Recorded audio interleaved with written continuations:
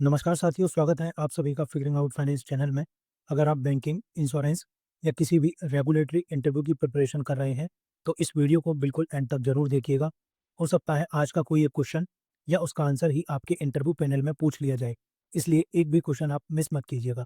इस banking interview master series में हम previous year interview question, expected question, banking awareness और पैनल रेडी आंसर कवर करेंगे, ताकि आप इंटरव्यू में कॉन्फिडेंस के साथ परफॉर्म कर सकें। इसलिए अगर आप बैंकिंग इंटरव्यू की कंप्लीट प्रिपरेशन एक ही जगह से करना चाहते हैं, तो ये बैंकिंग इंटरव्यू मास्टर सीरीज़ आपके लिए एक वन स्टॉप सॉल्यूशन है। दोस्तों, ये है सेट नंबर 11। अगर आपने इसके अब तक बाकी के सेट नहीं देखे हैं, तो आप इनको ज़रूर देखिएगा। इस सेट का टॉपिक है एनपीए, पीसीए और रिकवरी मैकेनिज़्म, यानी कोई लोन कब एनपीए होता है और उसको बैंक कैसे रिकवर करता है, और अगर ज़्यादा एनपीए हो जाए, तो आरबीआई का क्या एक्शन होता है, जैसे प्रॉम्प्ट करेक्टिव एक्शन फ्रेमवर्क, वो कब अप्लाई होता है। इन चीज़ों के बारे में हम डिटेल में क्वेश्चन एंड आंसर के थ्रू इसको कवर करेंगे। दोस्तों, इन क्वेश्चन के आंसर मैंने इस तरीके से डिज़ाइन किए हैं, अगर आप इन आंसर्स को पैनल के सामने देंगे, तो उसका एक अलग ही इम्पैक्ट पड़ेगा। देखिए दोस्तों, हमें आता सब कुछ है, हमको डेफ़िनेशन भी पता है, बट कभी-कभी क्या होता है, जब हम पैनल के सामने बैठते हैं ना, तो हमें कुछ चीज़ें याद नहीं आती, कैसे हम चीज़ों को एक्सप्लेन करें। मेरी ये इंटरव्यू मास्टर सीरीज़ इसी चीज़ में आपको हेल्प करेगी। इन वीडियोज़ में मैं आपको ये बताऊँगा कि आपको पैनल के सामने एक इफ़ेक्टिव आंसर कैसे देना है। और दोस्तों, जो भी मैं आंसर इसमें बता रहा हूँ, आप उसको मॉडिफ़ाई कर सकते हैं अपने हिसाब से, लेकिन ध्यान रहे उसका कॉन्टेक्स्ट चेंज नहीं होना चाहिए। और दोस्तों, जब मैं आपको क्वेश्चन दिखाऊँ, उससे पहले आप एक बार उसका आंसर देने की प्रैक्टिस करें। मैं 3 से 5 सेकंड का पॉज़ लूँगा, उस बीच में आप वीडियो को पॉज़ कीजिएगा और एक आंसर देने की प्रैक्टिस कीजिएगा। उसके बाद मेरा आंसर आप सुनिएगा। तो चलिए शुरू करते हैं आज का वीडियो। आज का पहला क्वेश्चन है, tell me when does a loan become an NPA and what are the 3 categories of NPA. चलिए देखते हैं पैनल को एक अच्छा आंसर कैसे दें। सर, एनपीए का मतलब होता है नॉन परफॉर्मिंग असेट। लोन तब एनपीए बन जाता है जब बोरोवर लोन की रीपेमेंट प्रॉपर्ली करना बंद कर देता है। इसका सिंपल रूल है 90 डे रूल। अगर टर्म लोन का इंटरेस्ट या प्रिंसिपल इंस्टॉलमेंट 90 डे से ज़्यादा ओवरड्यू रहता है, तो बैंक उस लोन का एनपीए डिक्लेयर कर देता है। सिंपल वर्ड में, जब कोई लोन 3 महीने से ज़्यादा समय तक बैंक के लिए इनकम जनरेट नहीं करता, तब वो लोन नॉन परफॉर्मिंग एसेट बन जाता है। एनपीए बनने के बाद उसे रिकवरी की पॉसिबिलिटी और कितने समय से वो एनपीए है, इस पर 3 कैटेगरीज़ में क्लासिफाई किया जाता है। पहली कैटेगरी है सब स्टैंडर्ड असेट, जिसमें लोन 12 महीने तक एनपीए रहता है। दूसरी कैटेगरी है डाउटफुल असेट, जिसमें लोन 12 महीने से ज़्यादा समय तक एनपीए रहता है। तीसरी कैटेगरी है लॉस असेट, जहां बैंक को लगता है कि लोन की अमाउंट लगभग पूरी तरह रिकवर होना संभव नहीं है। ये क्लासिफिकेशन बैंक को प्रोविजनिंग यानी पॉसिबल लॉस को कवर करने के लिए पैसा अलग रखने में मदद करता है। नेक्स्ट क्वेश्चन है, tell us what are special mention account and why should a bank care about them. चलिए देखते हैं पैनल को एक अच्छा आंसर कैसे दें। सर, स्पेशल मेंशन अकाउंट यानी एसएमए एक ऐसा लोन अकाउंट होता है जिसमें स्ट्रेस के शुरुआती साइन दिखने लगते हैं, लेकिन वो अभी एनपीए नहीं बना होता। रिजर्व बैंक ऑफ इंडिया ने ओवरड्यू पेमेंट के बेसिस पर इसे 3 कैटेगरीज में डिवाइड किया है। एसएमए 0 में पेमेंट 1 से 30 डे तक ओवरड्यू होती है। एसएमए 1 में पेमेंट 31 से 60 डे तक ओवरड्यू रहती है और एसएमए 2 में पेमेंट 61 से 90 डे तक ओवरड्यू रहती है। अगर पेमेंट 90 डे से ज़्यादा ओवरड्यू हो जाता है, तो अकाउंट एनपीए बन जाता है। बैंक के लिए ये अकाउंट बहुत इंपॉर्टेंट होते हैं, क्योंकि ये एक अर्ली वार्निंग सिस्टम की तरह काम करते हैं। ये बैंक को वीक अकाउंट को शुरुआत में ही आइडेंटिफाई करने में मदद करते हैं, जिससे बैंक टाइम पर बोरोवर से बात कर सकता है और ज़रूरत पड़ने पर वो लोन को रीस्ट्रक्चर भी कर सकता है। इससे बैंक का पैसा प्रोटेक्ट होता है, लोन बुक हेल्दी रहती है और ओवरऑल फाइनेंशियल स्टेबिलिटी को भी सपोर्ट मिलता है। नेक्स्ट क्वेश्चन है, tell us which committee give India its NPA and IRAC norms. चलिए देखते हैं पैनल को एक अच्छा आंसर कैसे दें। सर, इंडिया के एनपीए और आईआरएसी नॉर्म्स नरसिम्हन कमेटी की रिकमेंडेशन पर बेस्ड है। इस कमेटी का ऑफिशियल नाम committee on the financial system था, जिसके चेयरमैन श्री एम नरसिम्हन थे। ये कमेटी 1991 में हमारे बैंकिंग सेक्टर का स्टडी और उसमें रिफॉर्म सजेस्ट करने के लिए बनाई गई थी। इस कमेटी की रिकमेंडेशन के बेसिस पर आरबीआई ने फेज्ड मैनर में इनकम रिकॉग्निशन, असेट क्लासिफिकेशन और प्रोविजनिंग यानी आईआरएसी नॉर्म्स इंट्रोड्यूस किए। इसका मेन ऑब्जेक्टिव बहुत सिंपल था, बैंक को इनकम तभी रिकॉग्नाइज करनी चाहिए जब वो एक्चुअली रिकवर हो, सिर्फ पेपर पर नहीं। इस तरह लोन्स को भी उनके एक्चुअल रिकवरी रिकॉर्ड के बेसिस पर ऑनेस्टली क्लासिफाई किया जाना चाहिए। इन नॉर्म्स की वजह से बैंक के अकाउंट में कंसिस्टेंसी और ट्रांसपेरेंसी बढ़ी और नॉन परफॉर्मिंग असेट यानी एनपीएस को सही तरीके से आइडेंटिफाई करना पॉसिबल हुआ। नेक्स्ट क्वेश्चन है, suppose a borrower is unable to repay his loan for a genuine reason, what option does a bank have in such a case? चलिए देखते हैं पैनल को एक अच्छा आंसर कैसे दें।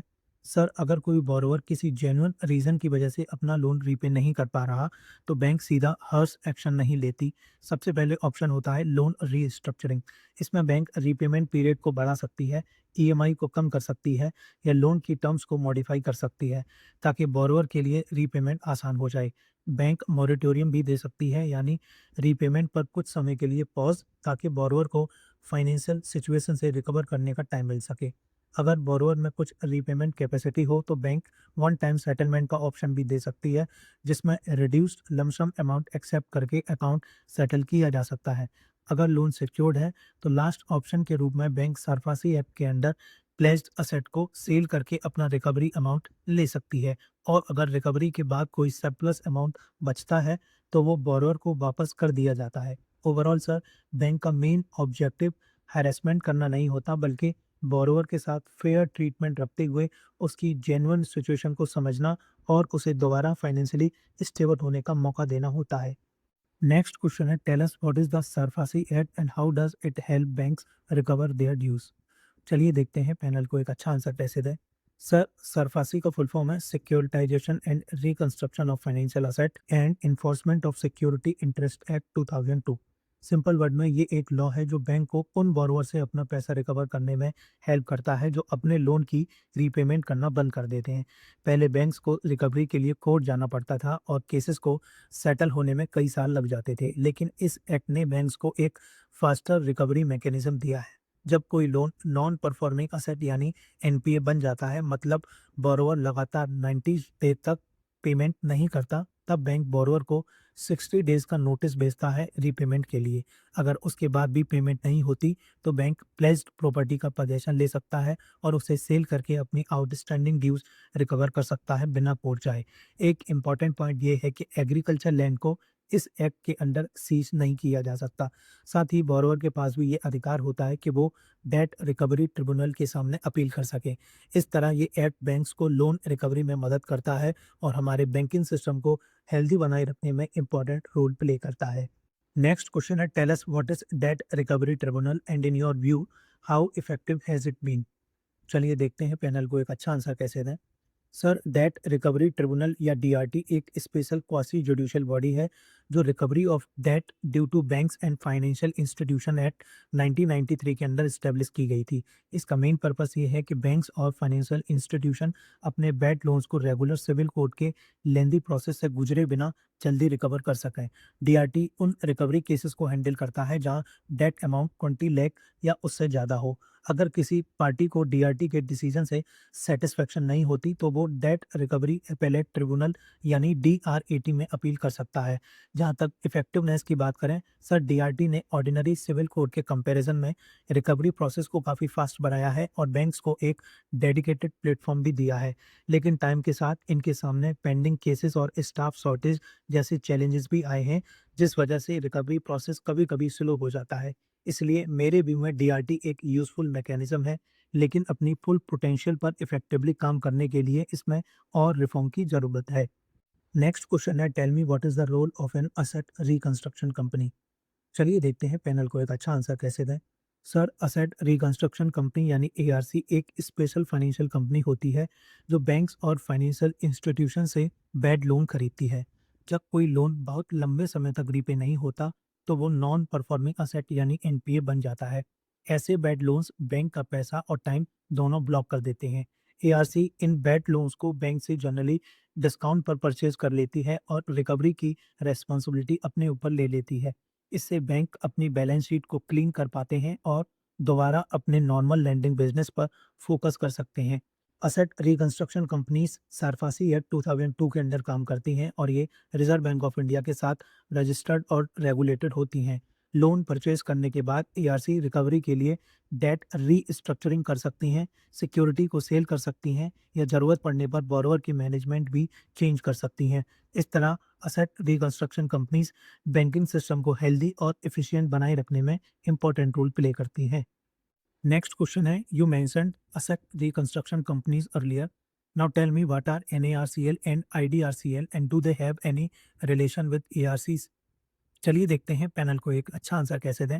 जी सर, दोनों का एआरसी से बहुत क्लोज रिलेशन है। एनएआरसीएल और आईडीआरसीएल को मिलाकर ही आमतौर पर इंडिया का बैड बैंक कहा जाता है। एनएआरसीएल का फुल फॉर्म है national asset reconstruction company limited. ये खुद एक असेट रिकंस्ट्रक्शन कंपनी यानी एआरसी है जो आरबीआई के साथ सारफासी एक्ट के अंडर रजिस्टर्ड है। इसका काम बैंक से बड़े बड़े बैड लोन यानी मेजर एनपीएस को खरीदना और उन्हें एक जगह पर कंसोलिडेट करना होता है। इसलिए एनआरएसीएल स्ट्रेस एसेट को एक्वायर करने और एग्रीगेट करने में काम करता है। आईडीआरसीएल का full form Indian debt resolution company limited है। ये रेजोल्यूशन आर्म के रूप में काम करता है। जब एनआरसीएल बैड लोन खरीद लेता है, उसके बाद आईडीआरसीएल मार्केट एक्सपर्ट की मदद से उन असेट को मैनेज करता है और उनसे मैक्सिमम पॉसिबल रिकवरी अर्न करने की कोशिश करता है। इसलिए अगर रिलेशन को सिंपल वर्ड में समझें तो एनएआरसीएल वो एआरसी है जो बैड लोन को खरीदकर ओन करती है और आईडीआरसीएल उन लोन्स को रिजॉल्व करने और रिकवरी मैक्सिमाइज करने में मदद करती है। एक नॉर्मल एआरसी ये दोनों काम खुद ही करता है, लेकिन इस मॉडल में एक्विजिशन और रिजोल्यूशन की पॉसिबिलिटी दो अलग एंटिटीज के बीच डिवाइड कर दी गई है। नेक्स्ट क्वेश्चन है tell me which parameter trigger the RBI's form corrective action framework. चलिए देखते हैं पैनल को एक अच्छा आंसर कैसे दें। Sir, prompt corrective action framework यानी PCA reserve bank of India का एक अर्ली वार्निंग टूल है। जब किसी बैंक की फाइनेंशियल हेल्थ वीक होने लगती है तब आरबीआई उस बैंक को पीसीए के अंडर रखता है और उस पर क्लोजली मॉनिटर करता है ताकि प्रॉब्लम बड़ी होने से पहले ही उसे करेक्ट किया जा सके। प्रेजेंट फ्रेमवर्क के अकॉर्डिंग बैंक के लिए पीसीए को ट्रिगर करने वाले 3 की पैरामीटर होते हैं। पहला है कैपिटल, जिसे capital to risk weighted asset ratio यानी सीआरएआर के थ्रू मेजर किया जाता है। ये बैंक की कैपिटल स्ट्रेंथ को दिखाता है। दूसरा है असेट क्वालिटी, जिसे नेट नॉन परफॉर्मिंग असेट यानी नेट एनपीए रेशियो के थ्रू मेजर किया जाता है। ये बताता है कि बैंक के कितने लोन्स बैड असेट बन चुके हैं। और तीसरा है प्रॉफिटेबिलिटी, जिसे रिटर्न ऑन असेट यानी आरओए के थ्रू दिखाया जाता है। अगर बैंक इनमें से किसी भी पैरामीटर के प्रेस्क्राइब थ्रेशोल्ड को ब्रीच करता है तो पीसीए ट्रिगर हो जाता है। इसके बाद आरबीआई करेक्टिव स्टेप लेता है ताकि बैंक की फाइनेंशियल हेल्थ को दोबारा रीस्टोर किया जा सके। नेक्स्ट क्वेश्चन है tell us once the RBI invokes prompt corrective action on a bank, what kind of restriction does that bank actually face. चलिए देखते हैं पैनल को एक अच्छा आंसर कैसे दें। सर, पीसीए का full form prompt corrective action होता है। ये आरबीआई का एक अर्ली वार्निंग सिस्टम है जो तब यूज़ किया जाता है जब किसी बैंक की financial condition, capital, asset quality या प्रॉफिटेबिलिटी जैसे एरियाज में वीक होने लगती है। जब किसी बैंक पर पीसीए लगता है तो उस पर कुछ रेस्ट्रिक्शन लगाई जाती हैं ताकि और नुकसान ना हो और डिपॉजिटर का पैसा सुरक्षित रहे। ब्रॉडली बैंक को नए ब्रांचेस खोलने पर रेस्ट्रिक्शन फेस करनी पड़ सकती हैं, डिविडेंड पेमेंट पर भी रेस्ट्रिक्शन लग सकती है और डायरेक्टर्स और टॉप मैनेजमेंट की सैलरी पर भी कैप लगाया जा सकता है।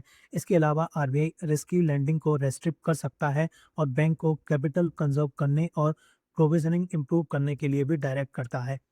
सिंपल वर्ड में सर, पीसीए एक वीक बैंक को क्लोज मेडिकल केयर में रखने जैसा है, जहां उसकी एक्टिविटीज को क्लोजली मॉनिटर किया जाता है जब तक उसकी फाइनेंशियल हेल्थ इंप्रूव ना हो जाए और वो फिर से नॉर्मल तरीके से काम करने लगे।